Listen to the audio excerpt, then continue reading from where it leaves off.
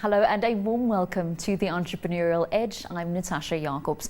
Now, the accounting, tax and advisory industry in South Africa is a competitive one.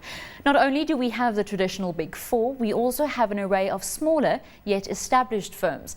This, however, did not deter our guest this evening, Lindani Dhlamini, to establish a new player in the market, which recently merged with another industry counterpart to form what is now regarded as the second largest black-owned accounting firms in the country, CekelaXabiso. Before I chat to Lindani, let's find out more about her company. Before establishing Xabiso, Lindani Dhlamini worked in the corporate finance division of Deloitte, focusing on transaction support services. In 2003, she co-founded Xabiso Chartered Accountants. The company started out with just 2 people and had grown to a workforce of almost 100 people by 2011. Earlier this month saw a merger between Xabiso Chartered Accountants and Sekela Consulting to form SekelaXabiso, which is now one of the country's largest accounting and auditing firms. The merger between Xabiso and Sekela became effective the 1st of September, and we believe that it's a merger of 2 equals, in the sense that the 2 companies are very similar in profile, in size, in client profile, the staff profile as well, also in terms of vision. We will have a staff complement of approximately 300 people, turnover of just over 200 million, and we have the intention of increasing that to 1 billion by 2020. The organization has a staff complement of approximately 300 people. SekelaXabiso is fully BEE compliant and gender empowered. We are to a large extent currently where we are because of government's policies around BEE transformation and gender empowerment. And I think the fact that as Xabiso we have been a female-owned and female and black-managed organization, and Sekela has been a black-owned and managed organization, it has been easy for us to access government clients and government contracts. So BEE has been very important, but also important for us in the sense that in our quest for our own success, we also contribute towards the communities that we come from in regard to employment that we provide to previously disadvantaged individuals, as well as in terms of our CSI initiatives. You will see that we support learners from as far back as high school. We contribute to SAICA's Tutuga bursary scheme, which also helps previously disadvantaged CA candidates, and we've got a whole lot of other projects that support our communities. So we also, do give back. Currently, SekelaXabiso has a footprint in 4 of South Africa's provinces. These include Nelspruit, Gauteng, KwaZulu-Natal and Rustenburg in the Northwest Province. We are intending to expand into the rest of the country as well as the rest of Africa, and in the long term globally as well. We will follow opportunities wherever they present themselves. With me in studio this evening is the woman behind CekelaXabiso, CEO Lindani Dhlamini. Lindani, welcome.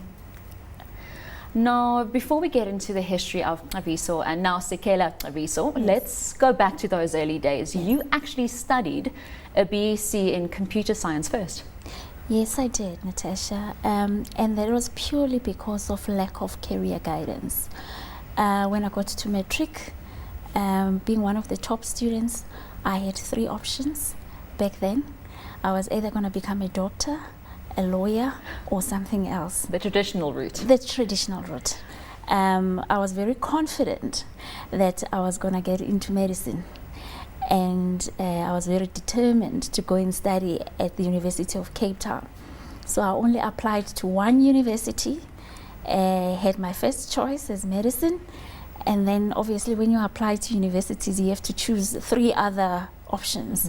So I said many more. I ended up with the second choice as BSc Computer Science, and I can't recall what my third choice was. Lo and behold, I didn't get into medicine at UCT, so I ended up doing BSc Computer Science. Was it actually something that you enjoyed doing at university?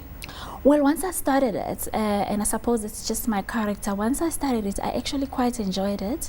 And I told myself that, you know, I've started it, I'm going to finish it. Now, you finished your degree and then you went on to actually go study accounting. When did that shift come from crunching keyboards to essentially crunching numbers? Well, it actually came at my very first job. I did the BSc. I had very high expectations for a newly graduate. I went environment. I was very young, and I think it was a culture shock to see where I fitted in that environment. This was way back in the early 90s, and in Cape Town. And needless to say, I was at the bottom of the ladder, totally at the bottom of the ladder, and I was shocked. And the guy who seemed to be at the top of the ladder was a CA. This was our boss in our division. And I think I was ambitious even big then. I wanted to be like that guy. So I went to him and I said, please tell me how you got to this position. Because from where I'm sitting, I can see it's going to take me many years to get where you are. And that's when the shift happened. And any pressure from your family? I know just from my perspective, my parents were quite upset after I spent 4 years at varsity studying one course and then became a journalist. Was there support for you to do that shift from, you know, you just studied for 4 years to now potentially study for 6, 7 to become a CA? That's right.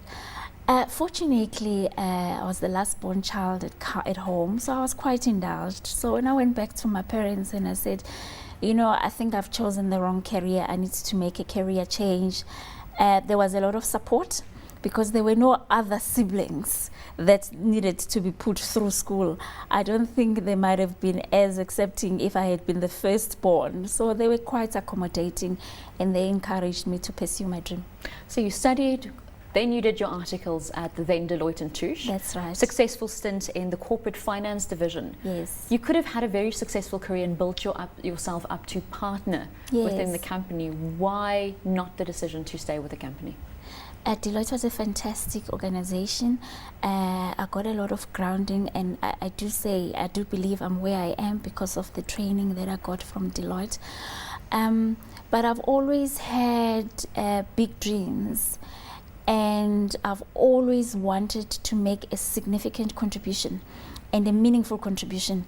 The challenge with organizations that are 100 years old is pretty much everything. They've tried and tested everything. Yes. And you kind of have to find your space in there and fit in. So for me, it was an opportunity to do something big and to do something different and to have a meaningful impact. And so I decided to start Xabiso. Did you ever see yourself as an entrepreneur? I think so. I think I grew up in an entrepreneurial environment. Both my parents were ex-teachers, but when we were growing up, there was always something. My mom was always selling something or encouraging us to do doilies so that we could sell and make pocket money. So the entrepreneurial bug bit quite early on in my life, and I just knew that at some point in my life I would be running my own organization or business. So destined for something else. Yes.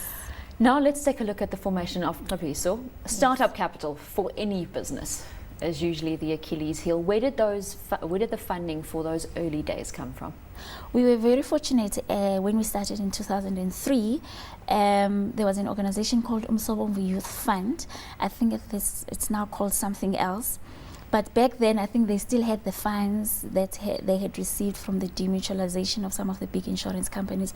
So we went to them with this big dream. It was two ladies that we wanted to start this thing. And your partner came from Deloitte like yourself? Yes, she came from Deloitte like myself. And we said, we want to start this thing, can you assist us? And they were very supportive.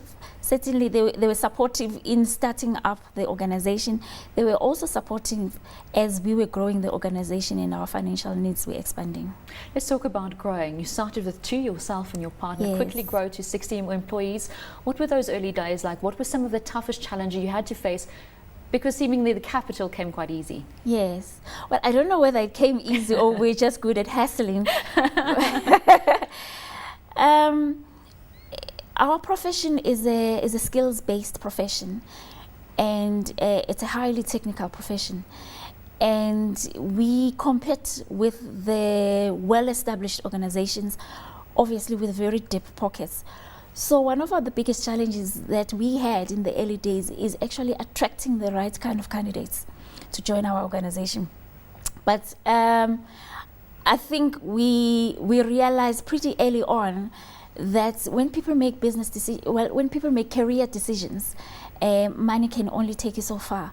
At a certain level, people want to find an environment where they feel they belong, where they feel they can contribute, and where they feel they can contribute to something bigger than themselves. So once we started, well, you obviously have to pay market-related salaries, Yes. but once we started focusing less on the financial package that we were giving people, rather focusing on what we were giving them in terms of the environment and what they could achieve and what they could contribute, we saw that the challenge kind of went by the wayside. We were attracting the right kind of people to our organization that enabled us to grow the organization. Now, you spoke about skills. Yes. In South Africa, estimated 30,000 chartered accountants, Yes. only almost 1,500 black, Yes. and just over 300 women. Yes. Certainly not a big pool to search from when you're building up an organization such as yourself. What are you doing for that skills deficit?